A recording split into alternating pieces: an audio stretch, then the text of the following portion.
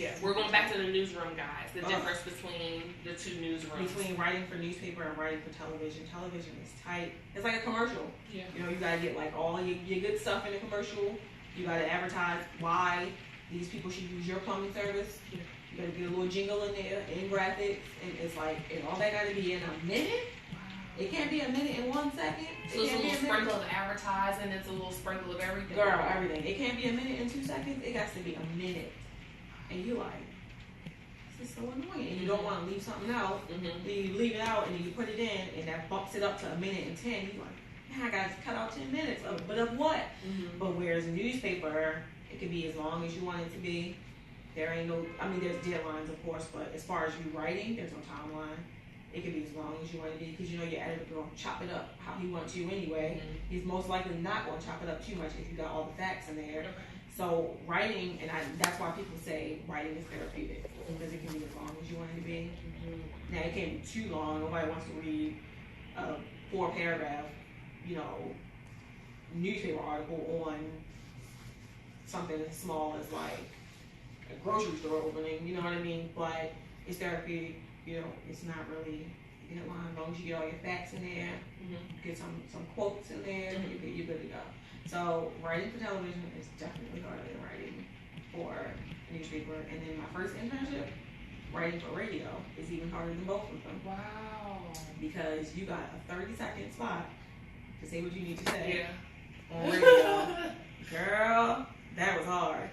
I was like, I don't like this. You know, I was like, I like it, but I don't think I want to work in radio. So, yeah, but I was just like, yeah. Wow, and I know you know Poet Taylor, right? Because she used to do Good Morning Washington. Yeah, right? she used to be here. Yeah. I went to go visit her at WPGC, and it's very like, and that's her normal, like, it's like, whoa, I gotta keep She gotta get everything into it before the little jingle start, before the little music start, and they go to commercial. Yeah. That's so crazy. So crazy. And she don't have no teleprompter like we have here in the newsroom. We got a teleprompter that will tell us, okay, we're out of time, let's hurry up and read this. She had a teleprompter. She like, sorry, God, I hope they can't hear this. It's so much going on with the storm, and what a day. Sorry, I'm interrupting you. Girl. I'm hoping that she's not drowning, you're not getting drowned out. I don't even know what that's about. Probably nothing. You probably just want to run a red light. You know how they do. So before we leave, I want to talk about sacrifice, because you mentioned that several times. And for those who don't know, she's an overnight journalist. I come in at 11:30 p.m. and I do not leave until 7:30 a.m. Sometimes hours later, if it's breaking news. Like, I'm supposed to leave at 7:30. I'll be walking out the door and it's breaking news. It's so funny because at the assignment desk, we have a bell, like a real bell, like someone's coming to your house ringing your doorbell. When it's breaking news, we ring that doorbell. Everybody comes rushing to the desk.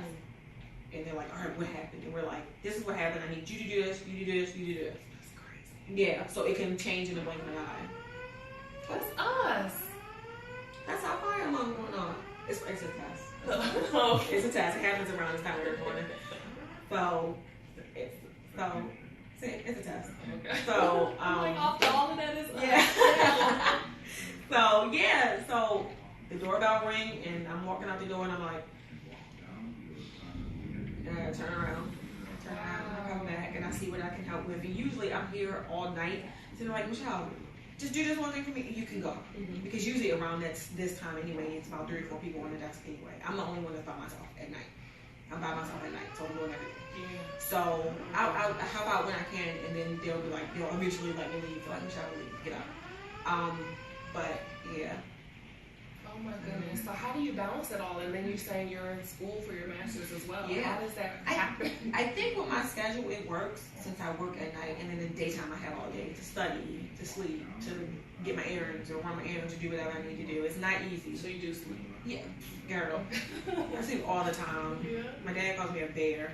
He's like, you always sleeping. Girl, I sleep so much. It's crazy, and it's weird because I don't know when I find the time to sleep. But yeah, I need my sleep in. If I gotta sacrifice a night out, I'll do that because I need my sleep. I don't work weekends. That's a blessing in my Okay, schedule. because I was going to say, how do you have a life, even though this is your life? Yeah, you know? I don't work weekends, but sometimes I'll get home from work and go to sleep, and Friday night I'll wake up and it'll be like Friday midnight, and I'm like, well, there goes my Friday. So, but it's so needed, and you know, like I don't complain about it because this is my career. I love what I do. Yeah. You know what I mean? It shows. Yeah, thank you. I love what I do. I don't think I could trade it. I don't think I could trade it for anything else. I always said if I ever got tired of news, and I would go into like PR or marketing. Because you know what you have to do. Yeah, what they're looking for. exactly. But I don't think there's anything else that I would rather be doing. Yeah. Nope. I love my job. I love my career. That's amazing. Yes. And it's weird to me that I have a career at 29. I'm like, small. But I'm highly blessed. I have my career. That's amazing. Congratulations. Thank you. Thank you. She's doing it, guys. Can you give any type of tips before we go to maybe young people in public relations or young people in journalism? Again, just network. Just network. Don't be afraid. Listen, do not be afraid to slide in DMs. I slide in DMs for stories all the time. Wow. Listen, when I'm writing for the newspaper, I'm like, hey, did you want to give a quote to me about your friend getting locked up? Like, I slide in DMs all the time. So you got to network and find those connections. In this day and age, use social media to your advantage. Okay, I was going to ask that. Social media help. Yes, definitely. More accessible. Yeah, social media can be very toxic, but as long as you're not in that nonsense, use it to your advantage. Like, connect with people. I have so many like A-list journalists like following me, and then they always tell me how much they love my posts, and I'm like, me, you know. So just use social media to your advantage. Like, don't be afraid to slide in them DMs. You know, don't be afraid to ask people for help. I would say that's also another tip. Don't be afraid. Ask people for help. Because 9 times out of 10, people are always willing to give you advice. Like, I feel like some of the journalists that are older are more stuck in their ways. But like the millennials, like me and the younger ones, we are always willing. We are always willing. You know what I mean? Like, so I would say use social media to your advantage. Never be afraid to ask for help. Like, never. And start. Just start. Like, every step counts. It doesn't matter how big, how small. Just start. Like, just start. Even if you are just doing like freelance work or you doing something for free, like my internships in college. I was doing it for free and no college credit. Like, just start. And definitely just make those connections again. I know I keep saying that, but I stress that a lot. You've got to network. Like, anything. Like, there are so many Facebook groups for like up and coming journalists and young journalists. Join those Facebook groups so you can figure out, oh hey, all of us are going to brunch this. Cool. We're going to brunch, but it's not just brunch. We're going to brunch and we're going to talk about journalism. We're going to talk about how we can, you know, get in this field and what we can do better to help each other. So I would just say it's definitely all about who you know. I was telling you when I went to a white party, I bought my Emmy. I networked with the guy in the club. He said, oh, I really want to be a cameraman. I want to be a photojournalist. I gave him a card. And now he's interviewing to be a photojournalist at WBAL. It was that easy. And it's because, believe that. yeah, especially we're in this world where you think everybody's hating on the next, or you know, that's amazing that you would do that. Yeah, definitely, because I know how it was trying to get into this business. I definitely know how it was. I definitely know I was like, okay, I gotta start small and do these internships. But I connected him with the woman who hired me as an intern at WBAL, and they connected, and I'm so happy for him. Like, just network. I always have my business cards on me. I'm always willing to help someone. I went to a Mother's Day tea in May, and one of the girls, she was receiving a scholarship, and she's like, yeah, I want to be in the media. I gave her my business card, and I'm like, look, you can call me, you can talk to me for anything, whenever. Wow. And she just recently texted me, and she's like, I'm sorry for texting you so late. And I'm like, I'm at work. And she just had questions. She was young too. She just graduated high school. And she just had questions, and it's fine. Like, I'm here for questions. Like, I'm not an expert. I haven't been in this business. I've been in this business since 2015. I haven't been in it too long, but I think I know enough to where I can help you. Yeah, so I would just say, use social media to your advantage. network. Don't be afraid to ask questions. Don't be afraid to ask for help. Definitely join an organization like NABJ. They definitely have different ones for Hispanics, for Latinas. NABJ, definitely join that. And I think that it's cheaper for people who are still in college or people who are like in high school. It's a discounted rate. Join that, and then come to some of the conferences. This year it's in Miami. I won't be at that one, but next year it's here. It's in DC. Okay. It's coming here in DC. Anybody who's aspiring to be a journalist, you should put on your best every day, and you should be at NABJ. One of my best friends, he actually works here. He got hired by going to an NABJ. They were like, "Yeah, you want to work in DC?" He was like, "Yeah." He got hired. You know what I mean? Yeah.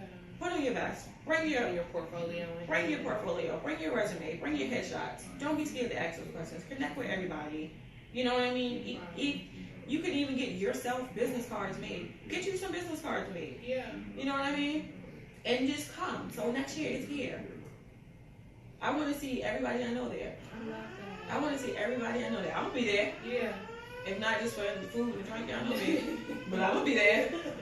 So I want to see everybody who's aspiring to be a journalist to be there. Brandon, I want to see you there. Yes, I'll make sure. Yes, because she told me you go to Howard. Mm-hmm. We actually, one of my reporters here, she went to Howard. She graduated from Howard. She's a reporter here. Okay. I'll connect you with her, and then I'll give you my business card as well. Thank you. Yeah, but I want to see everybody there. And it's so weird because I stress that, and everybody keeps saying, "You keep saying network," and I'm like, it's so important. I swear to God, I wouldn't be where I am without my connection.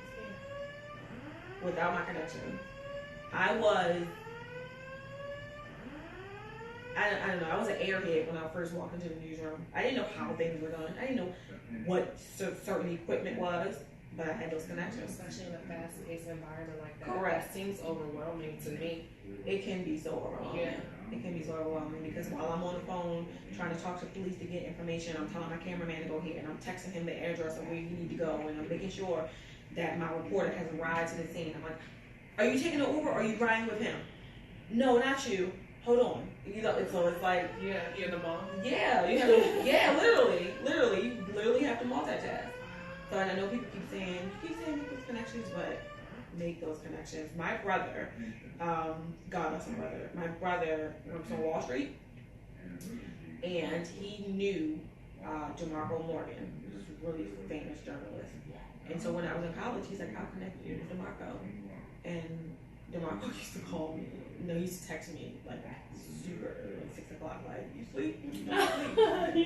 we got moves to make." And I used to be like, "Bro, it's still in college." And he's like, "This is when it started." Yeah. So you gotta connect.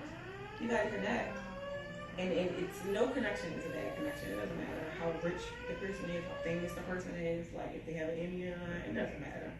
If they are in that door, you need to connect. That's amazing, and thank you for letting everybody know how accessible you are. Yes, I am so accessible. Like I'm willing to, like I said, we need more Black journalists. So I am so willing to help anybody who wants to be in journalism, PR, that's your field. So I ain't gonna step on your toes, but if any help that anybody needs, I'm here. I'm here. So. Public relations representatives can learn a lot from you, for sure. And we can learn a lot from you guys. Like I said, it's a relationship. We need you guys just as much as you need us. Yeah. Yep. Thank you so much. Of course. You guys, I know there was so much more we could cover, but hopefully you got a lot out of this. I got a lot out of it, just in this short amount of time. Hopefully we can turn it in. I would love to. We have to definitely toss out more because so many ideas just popped in my head just during this I conversation. am so here. I'm here. You know where to find me. You're so... I just feel relieved that, now I can put on my friend hat, and not just feel so uptight when it comes to editors and reporters. Girl, and those listen, I am willing to help. My friend Reagan, she has her own PR firm. She just started. And she had a client, and she said, "Is there any way you can get my client on your morning show?" And her client was actually Crystal Garner. She won the BET show that T.I. had. Okay. She won. Okay. And she said, "Oh my God, is there any way you can get my client on your morning show?" Of course I did. That's amazing. Crystal has been here 2 or 3 times. That's amazing. She was here when she was a contestant. she was here to give us an update, and she came back when she won. Mm-hmm. Yeah. So I'm here to help anybody who needs help. That's cool. I'm here to help anybody who needs help. That's cool. Yeah. Well, I just want to thank you so much, and if you can give everybody your social media and how they can get in touch with you. So my Twitter is mrich. So M is in Mary, RICWJLA. My Facebook is just Michelle Richardson. And my Instagram, I really don't put a lot of news on there. I've been putting news on like the highlights tab lately, because I do want everybody to stay up to date on that. But my Instagram is me_Shell My Bell. My dad calls me that. Yes. My dad calls me that. I sing that to myself every time I type your name in. Yeah, my dad calls me that. So that's my social media. It's open. You guys can follow me. I always follow people back too. Because yes, I live vicariously through people, because certain things that people put on social media, I can't. So I love seeing it, and I'm like, oh yeah, it's so funny. Yeah. Like I can't do it, so I love seeing other people do it. But yes, my social media is open. You always can come into my DMs or my messages if you ever have a question. Like, I swear to God, I'm the sweetest person ever. I'll probably get on your nerves. No, stop. I'll probably get on your nerves. Like, I'm the sweetest person ever. So you can always hit me up on my social media. Always. You just did a media training tip that I give when you spelled out your Twitter. Yes. It drives me crazy when people assume. You can't just assume that people know how to spell something. You know what I mean? Especially if I have a client self-glamour. You know, you have that's SELFGLAMOUR. Correct. Especially if you have like underscores in there. Oh my gosh. Like, yeah. I'm so glad that you did I can't find you. Mm-hmm. And being consistent, of course, helps. Yes, definitely. Across all mediums. But I could do this all day with you. Tips. Everyone you speak this is how you speak, how I live. You know? Thank you. If it makes any sense. Thank you guys for tuning in. Please follow her. Please DM her. You know, let's build these relationships, guys. And I'm just really honored that I get to kind of show you guys the behind the scenes of the people who are making it work, who make my industry thrive. So thank you so much for your time. Of course. Thank you. This was such a blessing. This was really fun. Thank you. Like, I really like this. And like I said, I always tell people out. Anything else you ever need help with. Thank you. I appreciate that. And hopefully we can do like a conference like every quarter and really get people in the room to meet you guys. I would love that. That'd be so dope. Let's change your perspective. I'm excited. Thank you so much. Of course. It's been such a pleasure. Yes. This is my sis, y'all. Thank you so much. Thank you. You guys have a good day. I hope that we gave you some inspiration. Please replay. Like I said, ask me any questions. We're definitely here for you. And thank you, Brandon. You're welcome. You guys have a great day.